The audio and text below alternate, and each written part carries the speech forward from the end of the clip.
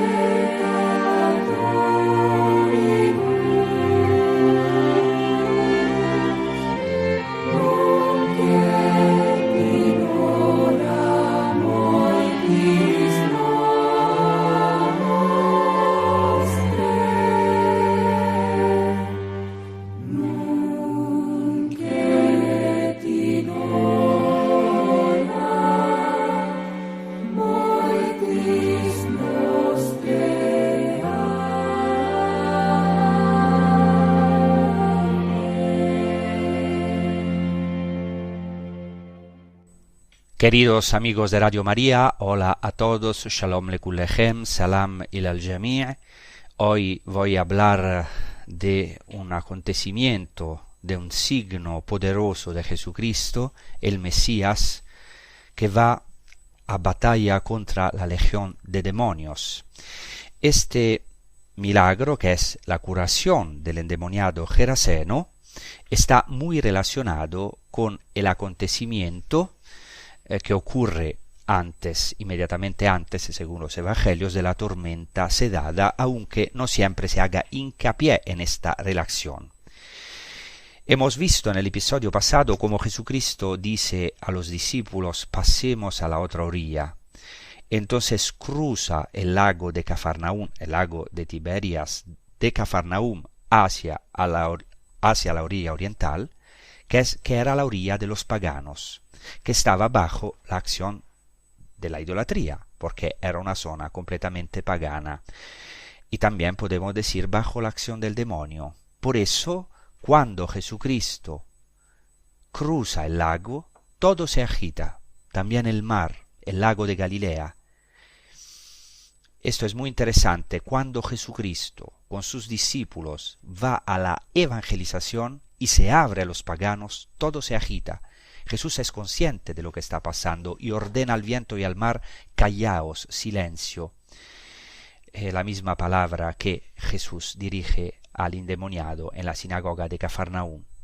Esto es importante entenderlo porque Jesús sabe que tiene una seria batalla con el mundo pagano, tiene que enfrentarse a la idolatría, al paganismo con todas sus esclavitudes, porque hemos visto que al otro lado del lago estaba la Decápolis, es decir, 10 ciudades paganas, de las que hablamos en el episodio anterior y también en otras ocasiones. Entonces, cuando esta barca de Jesús y los discípulos está a punto de llegar a la otra orilla, durante la noche, todo se desencadena. Esta barca, que es símbolo tanto de nuestra vida como de la Iglesia, donde está Jesús, pero duerme, como a veces nos pasa en nuestra vida. Entonces empezamos inmediatamente a proclamar el Evangelio de Marcos al capítulo 5, desde el versículo 1. Dice el Evangelio: y llegaron a la otra orilla del mar, a la región de los Gerasenos. Apenas desembarcó, le salió al encuentro de entre los sepulcros un hombre poseído de espíritu inmundo. La primera cosa de la cual tenemos que hablar es la localización de este lugar santo donde ocurrió la curación del endemoniado. Como hemos escuchado, el Evangelio de Marco habla de la tierra de los Gerasenos o el país de los Gerasenos. El hecho de que Jesús pase a la otra orilla muestra evidentemente cómo el pasaje de este Evangelio, este paso del Evangelio, está fuertemente ligado con lo que precede, porque al comienzo de la tempestad sedada Jesús dice: pasemos a la otra orilla, y ahora ha pasado a la otra orilla. Quiere decir que estos dos signos, la tempestad sedada y la curación del endemoniado geraseno, están conectados. Entonces Jesús llega al país de los Gerasenos, y aquí hago una referencia a este lugar santo. Quiero decir, ante todo, que es difícil situar geográficamente este lugar, porque el Evangelio de Lucas y el Evangelio de Marcos dicen que Jesús va a la región de los Gerasenos, mientras que el Evangelio de Mateo habla de la región de los Gadarenos. Para complicar un poquito más las cosas, en los tres evangelios, algunos manuscritos, incluso importantes, hablan de la región de los Gergesenos. O sea que aquí tendríamos de hecho tres regiones o poblaciones, a saber, los Gerasenos, los Gadarenos y los Gergesenos. Ahora, ¿por qué Gerasa? ¿Por qué los Gerasenos?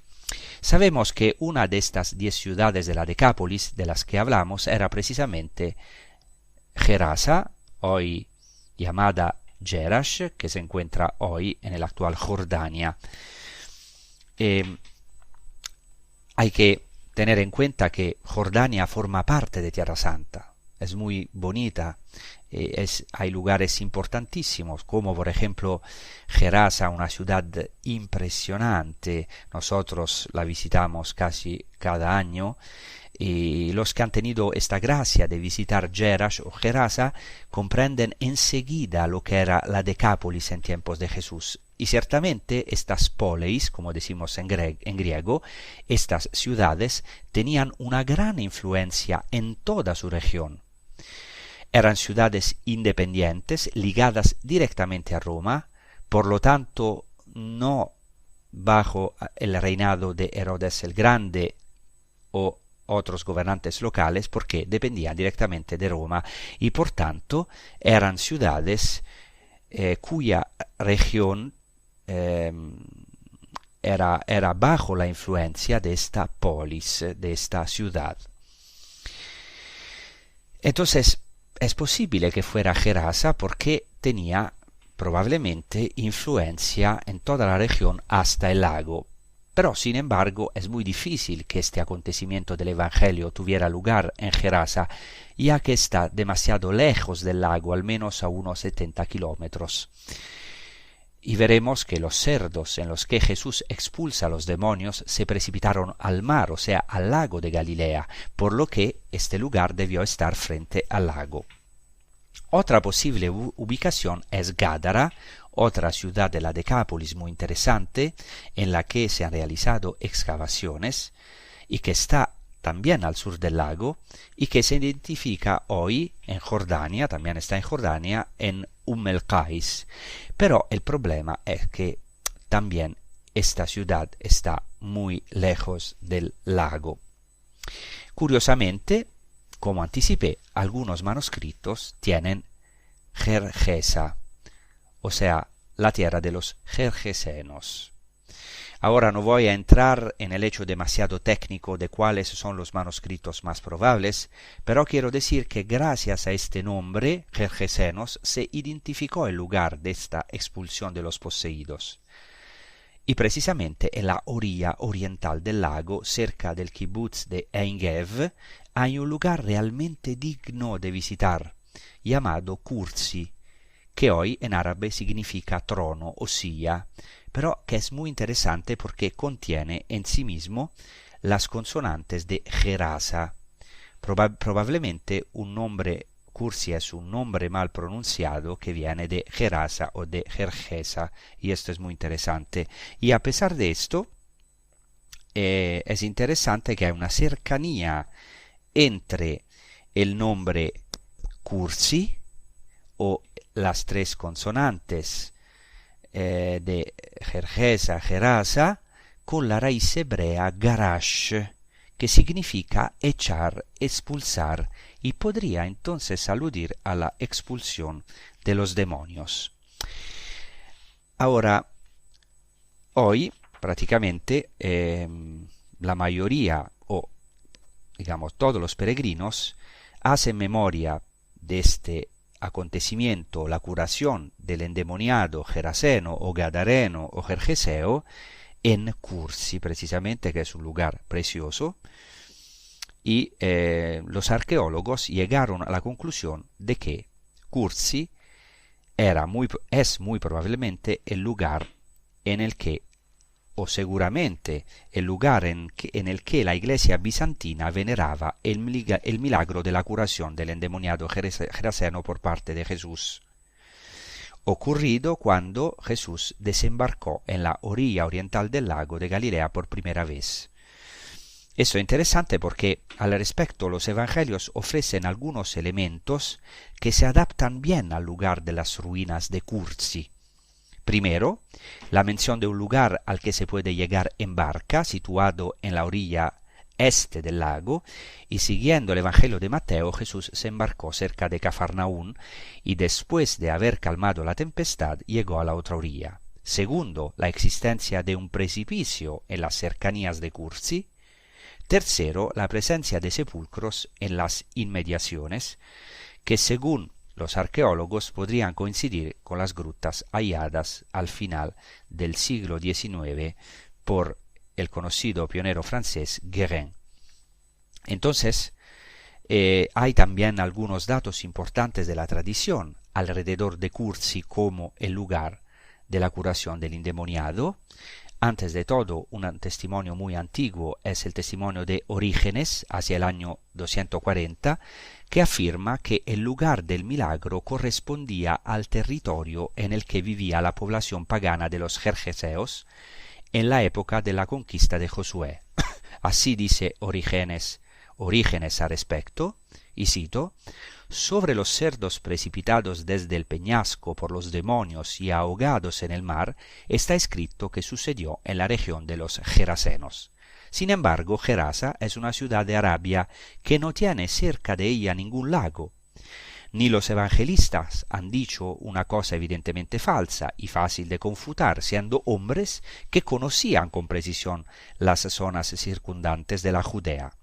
Además, en algunos manuscritos encontramos en o hacia la región de los Gadarenos. Sobre esto decimos, Gádara es una ciudad de Judea en la que se encuentran unas famosas termas, pero en ella no hay ni lagos con orillas ni mar.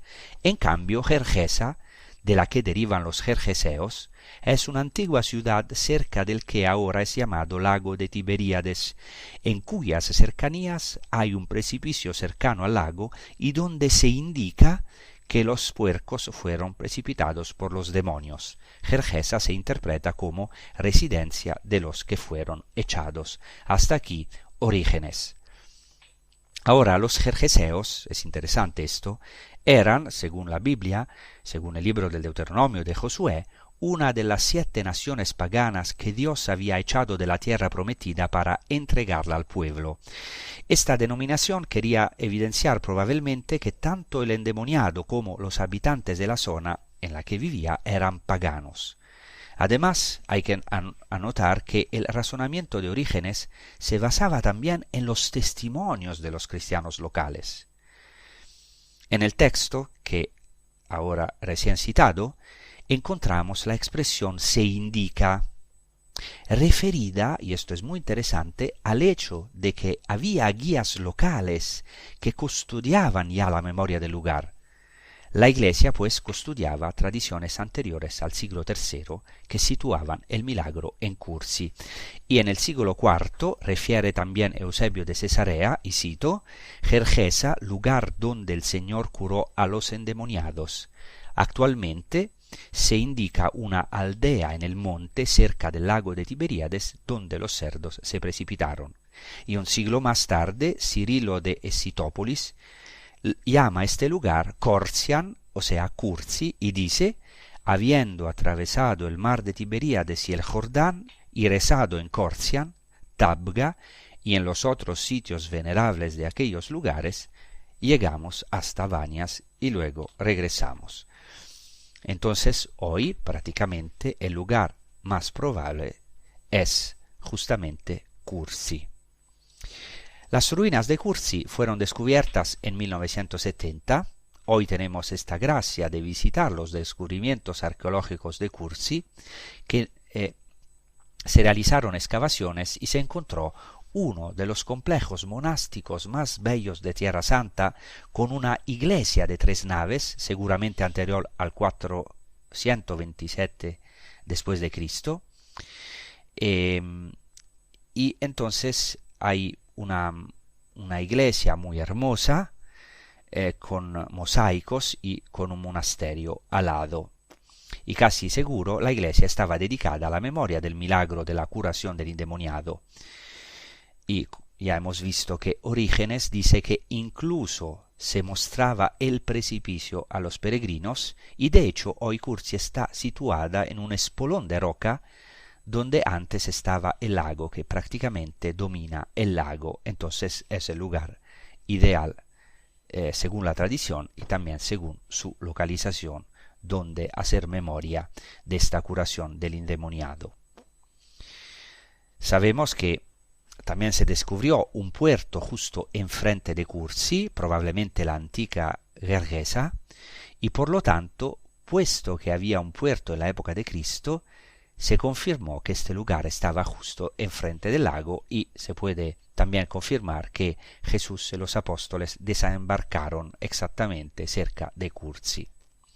Hay una otra cosa interesante, que en la tradición judía se menciona a Gergesa en un midrash que se llama Midrash Zuta, y se dice que las tumbas de Gog y Magog se extenderán desde el valle de Cedrón hasta Gergesa, por lo que será una tumba inmensa. ¿Quiénes son Gog y Magog? Son mencionados en el libro del profeta Zacarías y son los antagonistas de Dios en la batalla escatológica, y de hecho veremos que este acontecimiento es una verdadera batalla escatológica contra las fuerzas del mal. Ya lo hemos visto en la tempestad sedada, hemos visto estas fuerzas opuestas, el viento en contra, el mar y las olas que se vierten sobre la barca de Jesús y sus discípulos. Son precisamente estas fuerzas opuestas que sin duda son fuerzas demoníacas y satánicas. Y es interesante que incluso los judíos tienen un midrash en el que vinculan a Gergesa y por tanto a Cursi este combate escatológico. Y se habla de la muerte de estos antagonistas de Dios, que podríamos decir que son los demonios. Entonces es fundamental comprender cómo estos lugares son concretos. No hay solo una historia de la salvación, sino también una geografía de la salvación. Dios bajó, se hizo carne en lugares concretos, venció a las tempestades en un lugar concreto que es Galilea, y este lugar en particular de Cursi, que es un lugar santo donde Jesucristo venció al demonio por nosotros, venció a esta legión de demonios. El Mesías vence a la legión de los demonios. Por eso ahora haremos una pausa con un canto que se titula Las armas de la luz, que habla de este combate espiritual. Claro, es un texto retomado de San Pablo.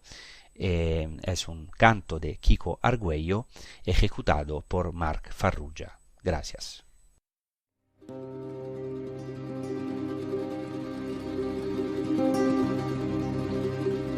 Revestido de la armadura de Dios, empuñando las armas de la luz, porque nuestra lucha no es contra la carne ni la sangre, mas contra los espíritus del mal que viven en el mundo tenebroso. Ceñido con la verdad, revestido de la justicia de la cruz, que no se resiste al mal, mas lleva sobre sí los pecados de los demás, calzados con el celo por anunciar el Evangelio, mas sobre todo con el escudo de la fe. Que Cristo te ama ciertamente, que ha dado su vida por ti, cuando eras malvado y pecador, con la espada del Espíritu, es la palabra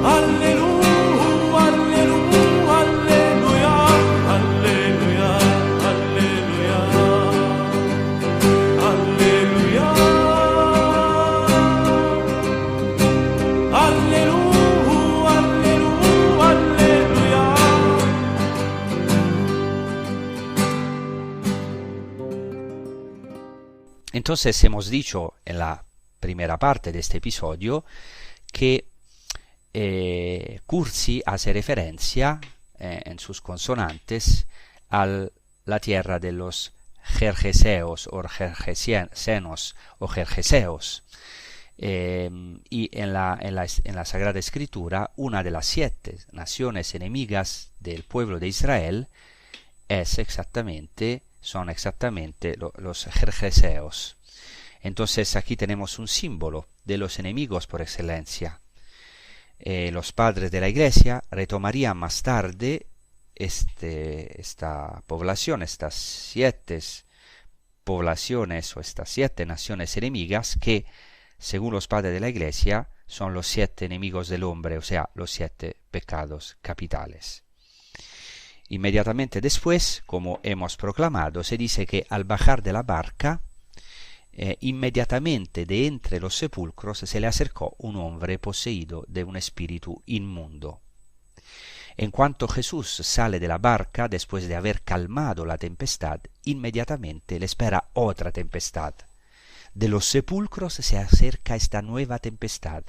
Evidentemente los sepulcros son un símbolo de muerte. Este hombre poseído vive en los sepulcros, pero además son un símbolo de impureza la impureza por excelencia, porque por excelencia el sepulcro para los judíos transmite impureza.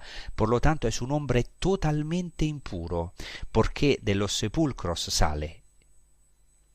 Dice el Evangelio, inmediatamente de los sepulcros se le acercó un hombre poseído por un espíritu impuro. Es impuro por excelencia. Es tomado y poseído por el mismo diablo. El Evangelio continúa así, dice de este hombre endemoniado que tenía su morada entre los sepulcros y nadie podía retenerlo ni siquiera con cadenas. O sea, prácticamente era indomable, era un rebelde. Esto es una maravilla. Jesucristo va al otro lado de los paganos solo por este hombre. No desprecia a los paganos, sino que los ama profundamente. Hace que este hombre venga a él. Está dispuesto a entrar en esta batalla para vencer al demonio. Y veremos que es una legión de demonios. Está dispuesto a ir a la otra orilla, a enfrentarse en esta batalla para salvar a este hombre, como quiere salvarnos a nosotros, en cualquier situación en la que nos encontramos, porque nos ama, incluso en la situación más impura, más trágica, aunque no queramos ninguna atadura, ninguna cadena. Y el Evangelio continúa diciendo, nadie podía retenerlo atado, ni siquiera con cadenas, pues varias veces había sido atado con grillos y cadenas, pero él había roto las cadenas y destrozado los grillos, y a nadie podía domarlo. Este hombre está absolutamente a merced del diablo, está atado. Y después se dice, continuamente de noche y de día, entre los sepulcros y en los montes, gritaba y se golpeaba con piedras. Hay también un elemento importante aquí, la autolesión, un problema que desgraciadamente está muy extendido hoy en día, también entre los jóvenes. No aceptarse a uno mismo, despreciarse, querer hacerse daño para autocastigarse. Así que es realmente un hombre en una terrible tormenta, en medio de la tormenta interior y exterior. Además sabemos por el final del relato que también estaba desnudo exactamente como Adán después del pecado. Y así continúa el Evangelio. Viendo a Jesús de lejos, corrió, se arrojó a sus pies y gritando a gran voz dijo, ¿qué quieres de mí, Jesús, Hijo del Dios Altísimo? Te ruego en nombre de Dios que no me atormentes, porque le dijo, sal, espíritu inmundo de este hombre. Esta expresión es muy interesante.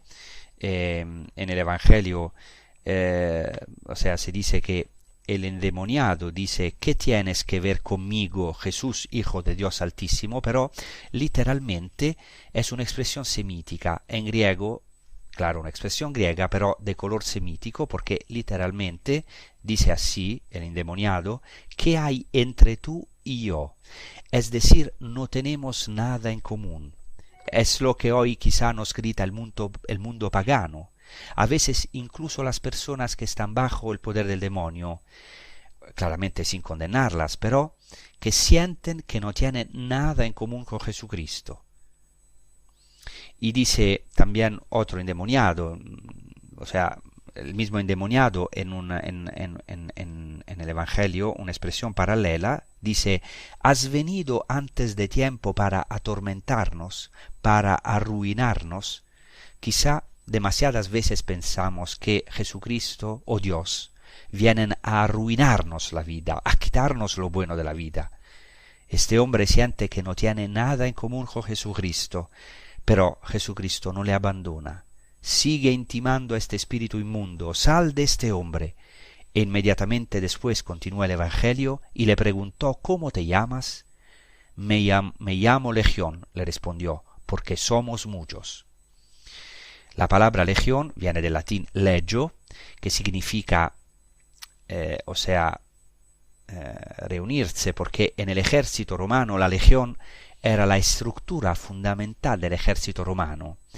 La legión estaba formada por 10 cortes, cada una de 480 hombres y una de 800. Es decir, estamos hablando de un número incluso entre 5.000 y 6.000 hombres, y por eso se dice que era una legión de demonios. Y a veces tenemos esta experiencia, nosotros también. Tal vez no en esta medida, también tal vez lo vemos en la vida de los demás, y a veces pero también en nuestra propia vida nos sentimos totalmente a merced de estos espíritus impuros o incluso demonios que hacen alianzas, porque los demonios también hacen alianzas para el mal. Y nos sentimos esclavizados. Este hombre está totalmente esclavizado, está bajo el imperio de Satanás. La legión es también algo muy irónico porque se refiere a los romanos, que eran los enemigos por excelencia de los judíos en aquel tiempo. Y aquí hay algo muy interesante que añadir. La legión que en aquella época servía en Siria o dominaba la Siro-Palestina, estaba en Siria y también en Palestina o en Israel en la época de Jesús, esta legión era llamada en latín Decima Fretensis. Era una legión formada, entre otras cosas, por legionarios de origen itálico y por tanto eran muy valorosos y tenían, esto es muy interesante, como símbolo el jabalí. Entonces un cerdo prácticamente. Pensad que esta legión tenía como símbolo el animal impuro por excelencia para los judíos, o sea, el cerdo, el jabalí, y veremos que esto es importante porque estos demonios son arrojados a los cerdos, que son el animal impuro por excelencia según los judíos. Continúo con la lectura del Evangelio y le rogaba con insistencia que no los expulsara de aquella comarca. Había cerca una gran piara de cerdos paseando en la falda del monte. Los espíritus le rogaron: envíanos a los cerdos para que entremos en ellos. Él se lo permitió. Los espíritus inmundos salieron del hombre y se metieron en los cerdos, y la piara, unos 2000, se abalanzó acantilado abajo el mar y se ahogó en el mar. El cerdo, como ya he dicho, es el animal inmundo por excelencia para los judíos. Los judíos no pueden comer cerdo, según lo que dicen los libros de Levítico y Deuteronomio.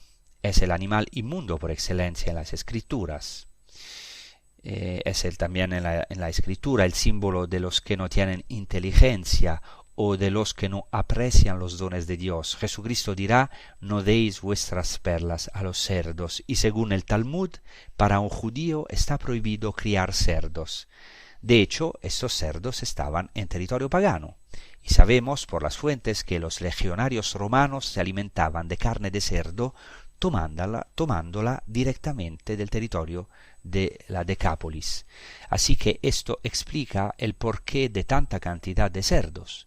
Aunque algunos dicen que esto no es un detalle histórico y siempre tratan de atacar la historicidad de los evangelios, pero no es así, ya que los legionarios romanos y también los paganos de la región comían cerdos y los judíos no los criaban. Eran grandes piaras, pero según los judíos, según el Talmud, la cría de cerdos está prohibida. El Talmud en el Tratado Sota dice: maldito el hombre que cría cerdos. Incluso un símbolo de maldición por todas las razones que hemos mencionado. Habría muchos otros detalles que decir, pero espero que estos detalles nos ayuden a entrar, a profundizar en este Evangelio. O sea, la cosa más importante es que al entrar en la tierra de los gentiles, Jesús cumple la profecía de Ezequiel con un doble exorcismo: tempestad calmada y endemoniado, y vence a las fuerzas del mal. preparando así el camino al anuncio del Evangelio en la Decápolis. Apenas saltó de la barca, viene a su encuentro este hombre poseído por un espíritu inmundo, y el hecho de que el endemoniado tuviera una fuerza incontenible significa, por un lado, la fuerza del poder demoníaco y, por otro, la vehemencia del mundo pagano, representado en este caso, como hemos dicho, por el Imperio Romano que dominaba toda aquella región. El exorcismo de Jesús está descrito con una escena fuerte y dramática. Los demonios, una legión entera, fueron echados y entraron en los puercos que comían al pie del monte. Se precipitaron del peñasco y se ahogaron en el mar, como hemos escuchado, y esta es una alusión al evento del paso del Mar Rojo, a la Pascua, cuando los judíos vieron a todos sus enemigos sumergidos en el fondo del mar. Entonces este milagro, después vamos a comentar también este último detalle, es la manifestación del poder de Dios, de la luz de Dios que saca de las tinieblas su luz. Por eso ahora vamos a cantar, con las palabras de San Pablo, un canto de Kiko Argüello ejecutado por Marc Farrugia, y vamos a rezar con este canto que se titula El mismo Dios.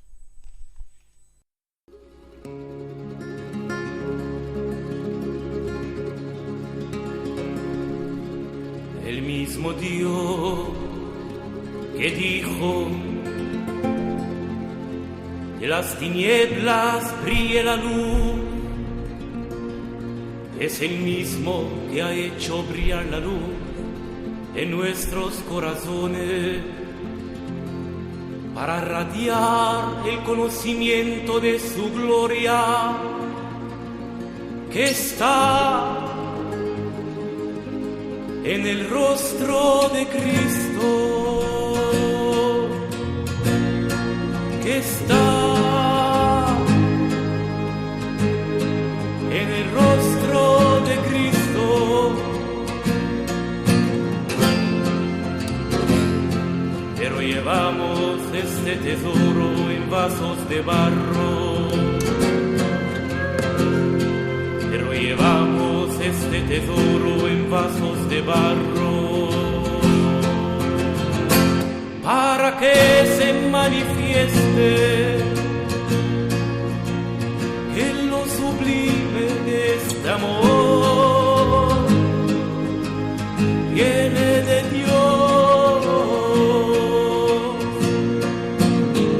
viene de Dios y que no viene de nosotros, llevando siempre nuestro cuerpo el morir de Jesús, para que se manifieste en nuestro cuerpo que está resucitado.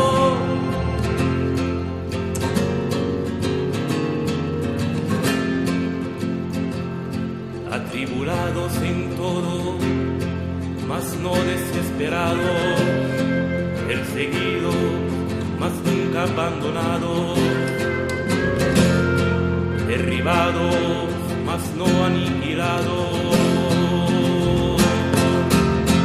llevando siempre en nuestro cuerpo el morir de Jesús, para que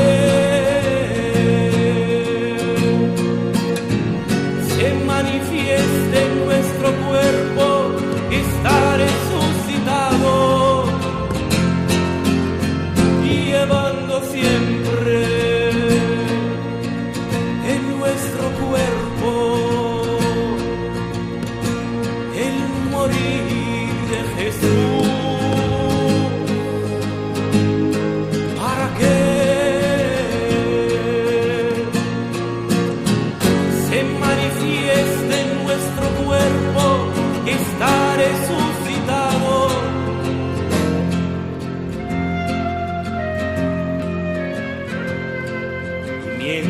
nosotros morimos, el mundo recibe la vida. Y mientras nosotros morimos, el mundo recibe la vida, llevando siempre en nuestro cuerpo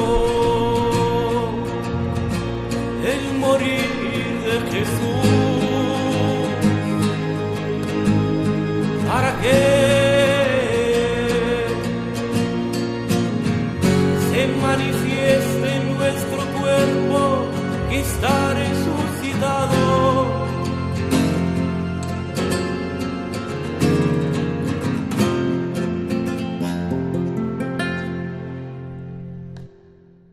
Quiero concluir este episodio intentando profundizar el significado principal de este acontecimiento, que es el poder de Jesucristo contra las fuerzas de los demonios que se agitan cuando se sienten amenazados. Jesucristo va a la otra orilla para amenazar el reino de Satanás con su dedo poderoso, que es el dedo de Dios, que tiene el poder de expulsar a los demonios, para vencer aquello que mantiene al hombre subyugado bajo el poder de la muerte, es decir, aquello que lo hace terriblemente infeliz. Jesucristo tiene poder, pero hay una batalla que librar. Pero Jesucristo sale victorioso y renueva las maravillas de la Pascua. No solo es el nuevo Jonás, como hemos dicho en el episodio antecedente, en el episodio de la tempestad sedada, sino que es también el nuevo Moisés, porque como en la antigua alianza, como en el Éxodo, el Señor, gracias al cayado de Moisés y su mediación, abre los caminos en medio de las aguas y hace pasar al pueblo a la otra orilla, a lo inesperado, a la tierra prometida, y como también Israel ve en esa ocasión a todos los enemigos sumergidos en el mar, así en Jesucristo y mucho más. Jesucristo es el nuevo Moisés. Es más, Él mismo es el Dios poderoso, el Dios del Éxodo. Él es el hombre de la Pascua y al mismo tiempo es el Dios de la Pascua. Por eso es el nuevo Moisés y el Dios poderoso que triunfa sobre las aguas, y gracias al cual los enemigos son sumergidos en el mar.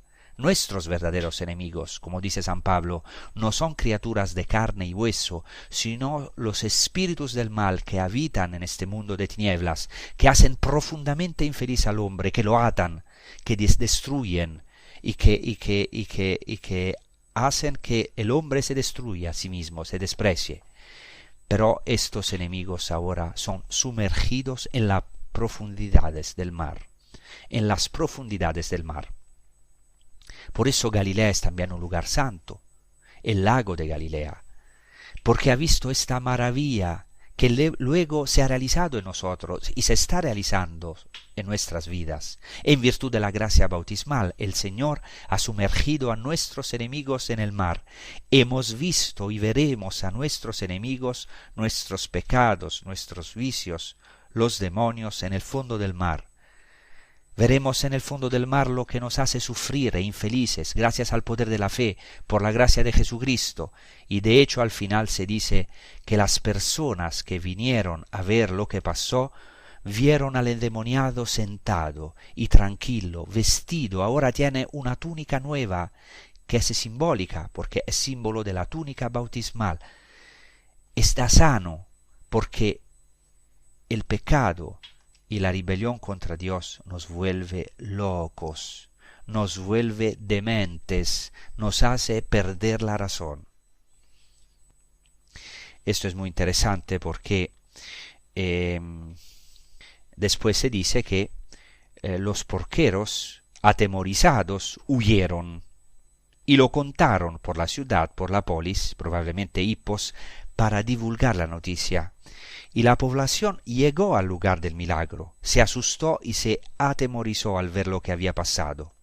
Los que llegaron, aun constatando la curación total del endemoniado, rogaron a Jesús que se alejara de su término.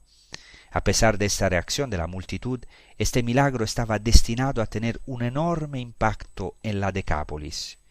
Jesús no consintió a las peticiones del hombre curado de unirse al grupo de sus discípulos, sino que le ordenó que volviera a su casa y contara que el Señor tuvo compasión de él. ¿Qué quiere decir? Quiere decir que esta persona que era poseída y ahora ha sido librada, se convierte en el primer misionero. Esto significa entonces que hay esperanza para todos nosotros, incluso donde parece imposible en nuestras vidas. Parece que tenemos demasiados enemigos, tenemos como una legión de enemigos, de legionarios romanos expertos en la batalla ante los cuales somos impotentes. Pero esta es la buena noticia, incluso si nos sentimos impuros. Hasta el más pagano o el más poseído puede ser regenerado, no solo puede curarse y volver a estar sano, sino que él mismo puede ser un instrumento en manos de Jesucristo para pasar a todos los hombres a la otra orilla, para vencer el poder del maligno, para manifestar la gloria de Dios, su grandeza y sobre todo la misericordia de Jesucristo.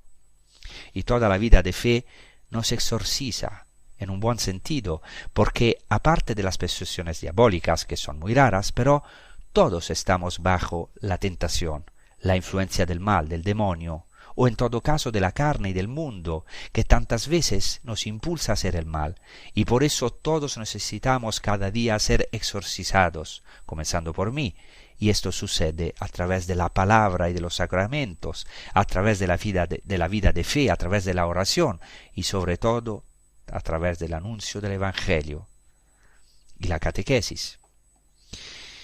Entonces, es muy interesante al final también cómo este hombre endemoniado se convirtió en el primer misionero en tierra pagana.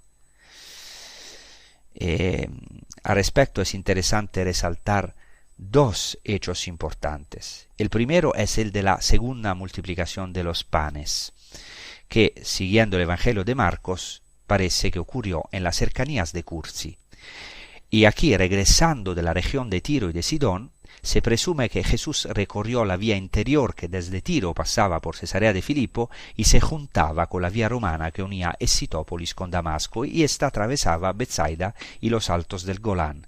Es muy probable que desde allí hubiese un camino que bajase a la orilla oriental del lago, no lejos de Cursi, pues como anota el evangelista Marcos 7:31, Jesús atravesó la Decápolis.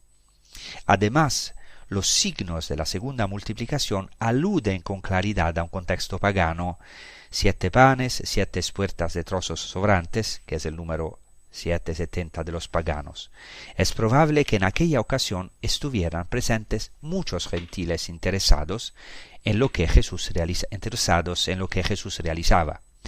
El segundo hecho es que la fe se difundió muy pronto en la región de la Decápolis. Es impresionante, en particular en Hippos, las excavaciones arqueológicas han puesto de manifiesto que existían 8 iglesias, y hoy las podemos ver. 8 iglesias distantes unas de otras apenas unos metros. Esto testimonia que en época bizantina casi toda la ciudad se había adherido a Jesucristo. O sea, el endemoniado curado muy probablemente ha tenido una función muy importante para preparar el terreno a la evangelización de los paganos en la Decápolis. Entonces, quiero al final decir que la reacción de los paganos al ver el milagro de Jesús es muy negativa. No tengo tiempo de hablar de esto, pero de hecho, como hemos escuchado, expulsan a Jesucristo de su territorio. Y esto es muy interesante. Jesús expulsa al demonio, pero los paganos lo expulsan. Y aquí hay una prefiguración de la cruz de Cristo. Así que la lucha continúa. No es una historia simplemente con final feliz, un happy end. Los paganos lo expulsan porque Jesús ha arruinado su negocio. Por supuesto, los cerdos han caído al mar, se han ahogado en el lago. Entonces Jesucristo les ha arruinado el negocio, el business. Y los paganos, como sabemos, tienen un miedo religioso, pero es aún más profundo. Son los demonios los que reaccionan, por supuesto, porque todavía la batalla es grande.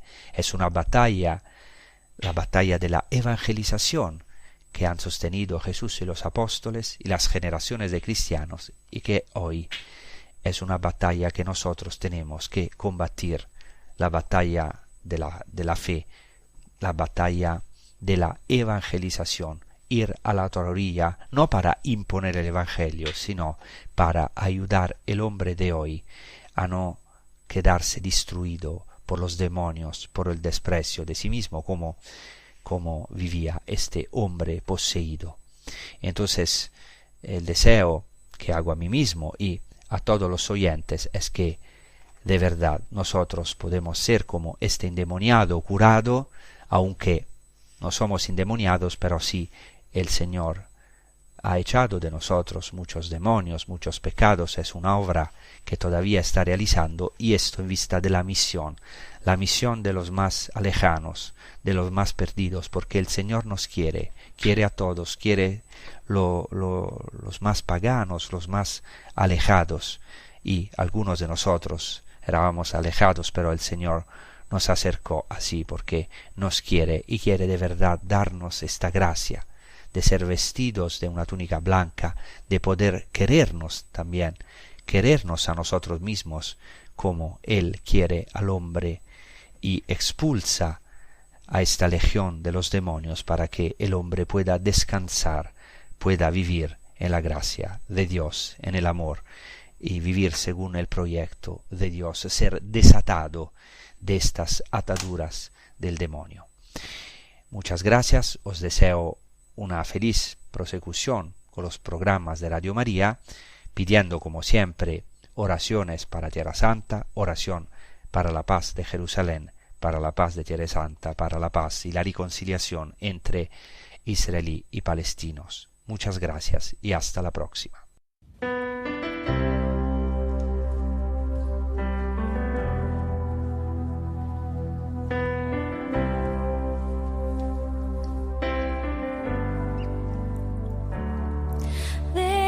Siempre nos soñaste, fruto de tu inmenso amor. A tu imagen nos has hecho, somos hijos de tu creación. Hiciste cielo y tierra, me conocías antes de nacer. Son perfectos tus caminos, en ellos se ve tu grandeza. Adonai, Adonai, toda la tierra te canta. Adonai, Adonai, todo el honor para ti.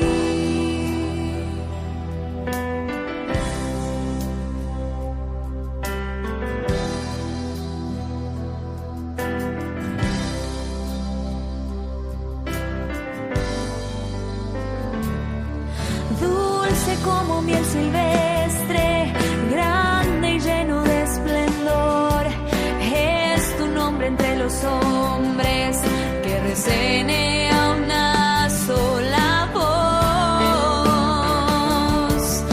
Santo, fuerte y lleno de poder, te cantamos, Dios, te cantamos.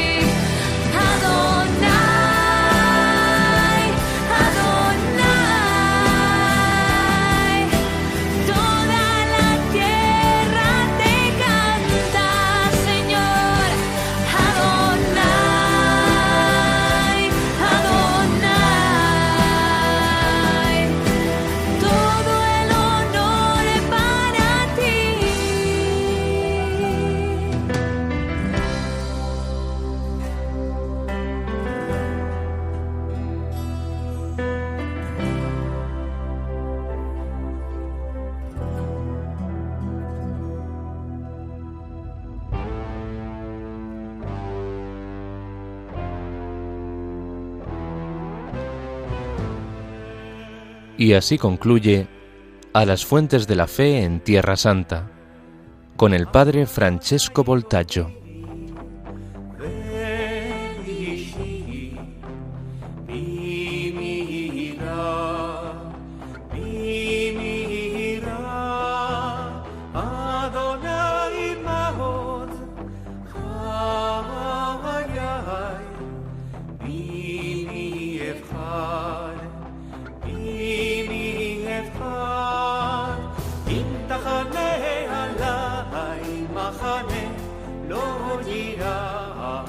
ליבי אם תקום עליי